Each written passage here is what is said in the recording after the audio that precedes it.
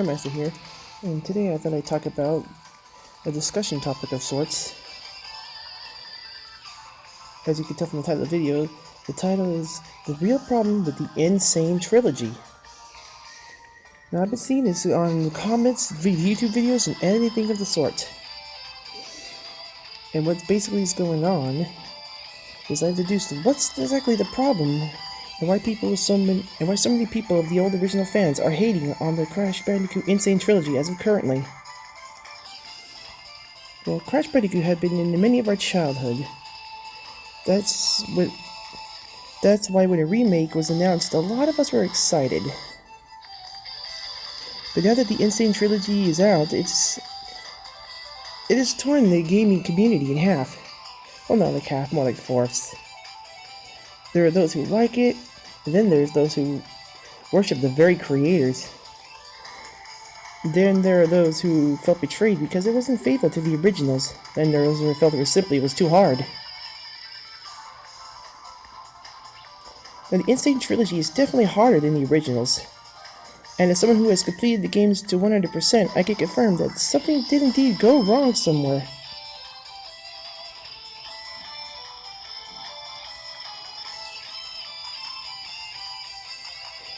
But not with the game itself. I believe that the way the game was marketed was to blame for the current backlash we are currently seeing. Vicarious Vision advertised the Insane Trilogy as the same sounds, the same games, the same moves. Basically, they advertised that most things were the same. So many people got it into their heads that the games were going to be the same as before. But that just wasn't the case. These games turned out to be more brutally difficult than the originals. But not impossible. I think that's where most of the confusion takes place, is that most people assumed that the game was going to be the same. Because that's what most people had wanted. Hype could be a dangerous thing, and I feel that if they had advertised the Insane Trilogy as the same Crash but much more difficult, that this backlash would be happening.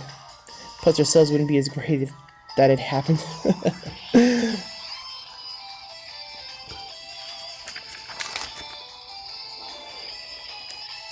It's like when you're trying to please the fan base, sometimes there is no right path.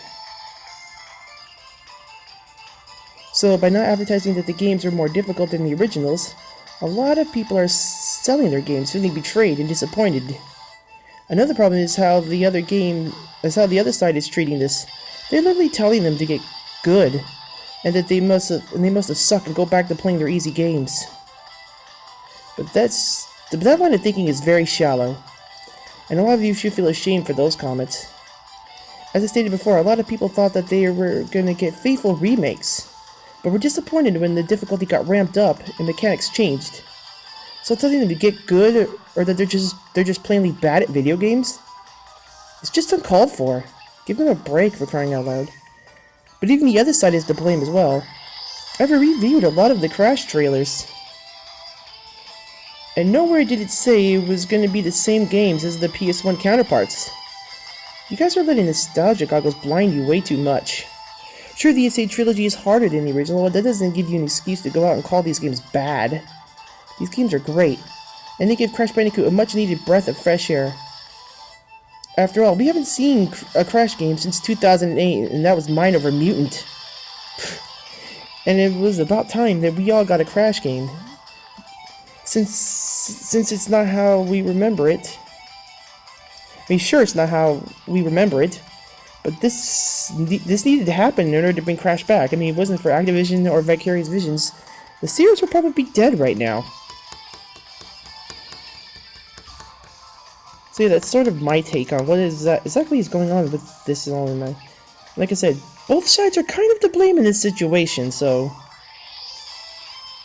both of you just lashing at each other just gets ridiculous, and it gets pretty damn sickening to watch after a while.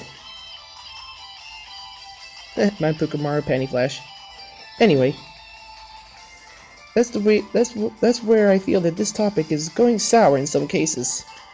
I mean, I've personally 100% of the game myself, and personally did hate on it at first myself, but now that I've gone through it again, I think I've now arrived at this conclusion that they're not terrible games. In fact, they're great games.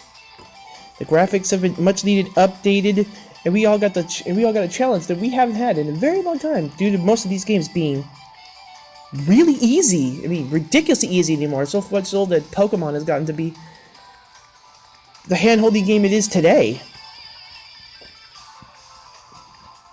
So thank you all for taking the time for listening to me today. And I hope you leave a like on this video. And don't just hate on it because I'm pretty much pointing out what is wrong with both sides here. Anyway, I hope you all have a good day, and I thank you for watching.